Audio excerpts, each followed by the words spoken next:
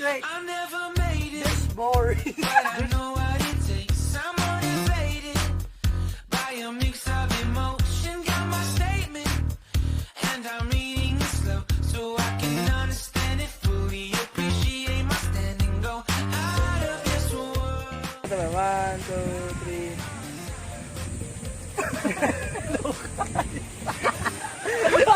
Hello guys! Welcome to Balabagon Sunblock Beach.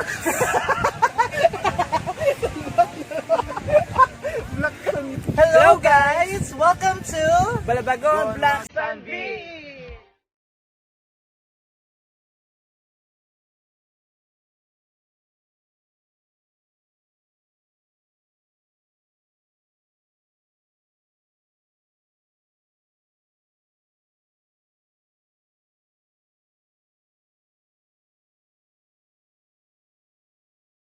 Okay guys, ano man sabi niyo sa lugar? It's okay naman kasi maganda naman ang view. Tahimik at mapayapa. Mapayapa. Okay, may kasama kaming residente from Balabagon. Dahil nahiling sa residente. Okay, so kasama namin po ngayon si Miss or Mr. Mr. Raymond Don, residente po siya ng Balabagon dito sa... Okay. Sir, ilang taon ka na po dito sa lugar? It's almost 26 years old. How do you find this place? Okay, so do you find this place? Is it okay? Is it beautiful? Yes. Or is it worth, you know, Oo worth the naman, time? worth it naman. Kasi maraming ano po dito, mapupuntahan. Tulad ng nag-Atule na, kumbaga, Bagong beach nga natin. Ano lang? Yung katig-interview yung mayor. Ano, ang bilog naman ito, dito karamo na. Yes, guys. So, how do you find Balabagon? It's so beautiful and peaceful. Pwede Tagalog na lang. 1, 2, 3, go. Maganda naman ang beach ng Balabagon. It's almost 5 kilometers ang haba ng beach namin. At ang side niya is 500 meters. meters. Parang ang haba ng kilometers. Papunta ng Manito. 500 meters pala. Ang haba, 500 meters. 500 meters lang. Ang haba pala. Okay. Pero hindi siya white sand. That is black siya. Nag-ano, sige, interview siyo. Ulitan ta. So, go. Ulitin mo. It's almost 5 meters ang beach namin. 5 meters! Iba ba? 500 meters! 500 meters. 500 meters ang beach namin. Mga 1,000. At may mga states po dito naglilinis ng aming mga beach.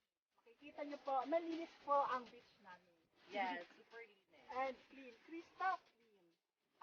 Mr. Clean! Mr. Clean! Ano? Mr. Clean! Tama, duwa naman kita. Crystal clean. Crystal clean. Tama. It's so clear. Clear.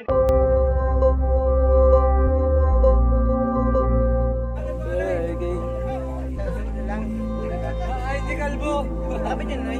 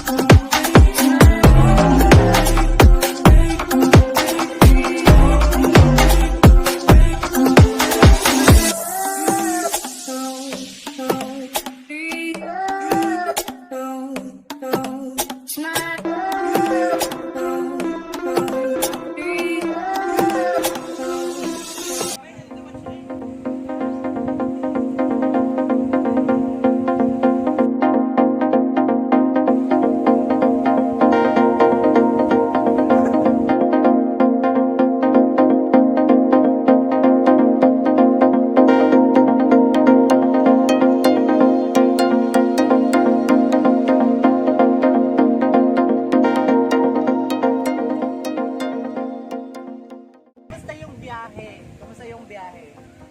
Okay naman, kahit malayo-layo, pero ayos naman kasi baka dating ko na, pagdating mo dito, mawala agad yung pagod mo doon.